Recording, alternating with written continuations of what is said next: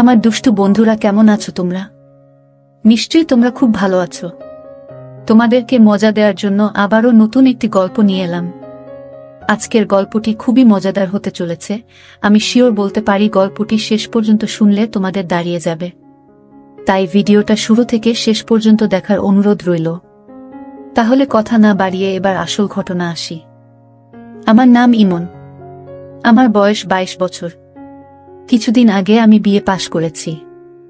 আমার মায়ের নাম শিরিন জাহান আর আমার বাবার নাম তৌকির খান। বাবা মা, দাদি এবং 4 বছরের ছোট বোন আরিফাকে নিয়ে আমাদের ছোট্ট সংসার। আমার বাবা মায়ের বয়সের মধ্যে অনেক ব্যবধান। আমার বাবার বয়স 59 বছর আর আমার মায়ের বয়স মাত্র 36 বছর, কিন্তু আমাকে দেখলে কেউ বিশ্বাসই করবে না যে আমার মায়ের 22 বছরের একটা ছেলে আছে আর 4 বছরের একটা মেয়ে আছে। আমার মা দেখতে খুব সুন্দর, গায়ের রং ফর্সা, মায়ের মুখটা অনেক বেশি মায়াবী, পালতোলা নৌকার মতো মায়ের দুটি চোখ। মায়ের চেহারা যে কোনো পুরুষের মাথা খারাপ করে দিতে পারবে। আমার মা অনেক বেশি শিক্ষিত আর স্মার্ট। আমার মা এখনো ওয়েস্টার্ন পরে, যাতে করে মাকে খুব বেশি ইয়াং লাগে। আমি কোনো দিন আমার মাকে নিয়ে কোনো খারাপ চিন্তা করিনি, বরং আমি আমার মাকে অনেক বেশি ভয় পেতাম। একদিন সোমবার আমরা সবাই বাসায় যে যার মতো, হঠাৎ করে মায়ের কাছে একটা ফোন আসলো আর মা হাউমাউ করে কাঁদতে লাগলো।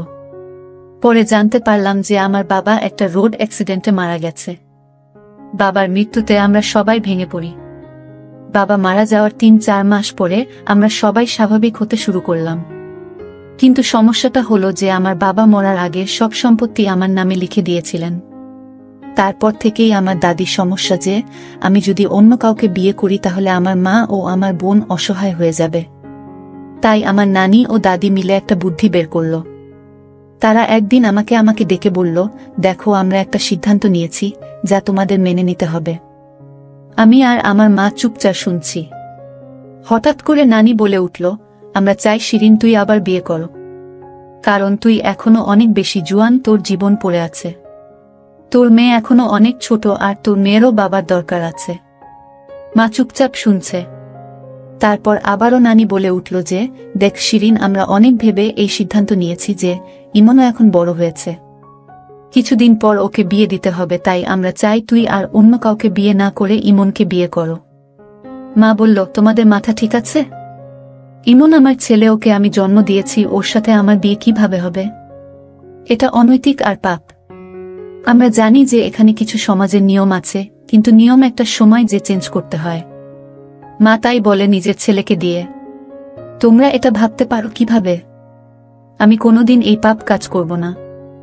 তারপর নানি আর দাদি অনেক জোর করল আর হুমকি দিল যে আমরা যদি এই সিদ্ধান্ত মেনে না নিই তাহলে তারা এই বাড়ি ছেড়ে চলে যাবে।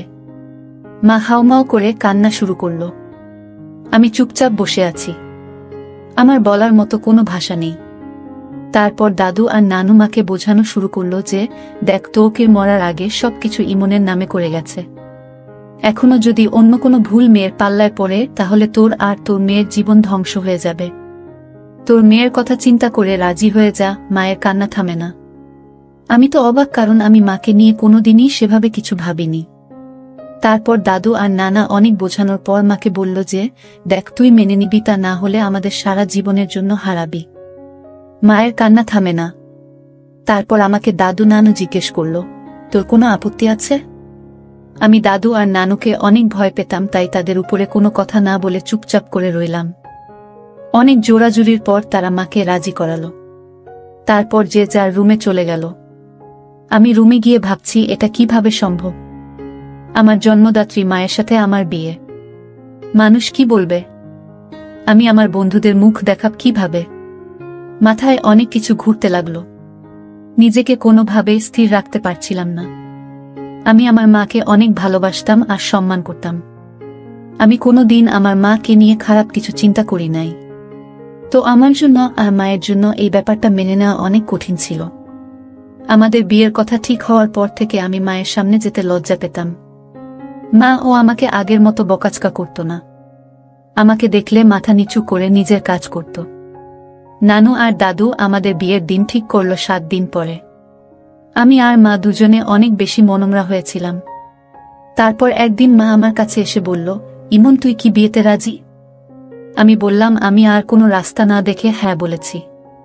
হ্যাঁ রে, আমার জন্য তোর জীবনটাও নষ্ট করে দিল। কি আর করব আমি, আমাদের কাছে আর রাস্তা নাই। তুমি মনমরা হয়ে থেকো না। তুমি মন মরা হয়ে থাকলে আমার ভালো লাগে না। তুই জানিস, স্বামী স্ত্রীর সম্পর্কের মধ্যে আর মা ছেলের সম্পর্কের মধ্যে যে আকাশ পাতাল তফাৎ। একটা মা ছেলে হয়ে আমাদের ওইগুলো করতে হবে যা একটা স্বামী স্ত্রী করে। আমি তোকে আর আগের মতো শাসন করতে পারবো না, কারণ তুই হয়ে যাবি আমার স্বামী। তখন আমার ছেলে থাকবি না। মা, আমি সারা জীবন তোমার ছেলে থাকবো, আর এই বিয়ে হচ্ছে একটা কাগজের বিয়ে মাত্র। আমরা সারা জীবন মা ছেলে থাকব, আর তুমি আমাকে যখন ইচ্ছা যেভাবে ইচ্ছা শাসন করো। আমাদের মধ্যে কোনো চেঞ্জ আসবে না।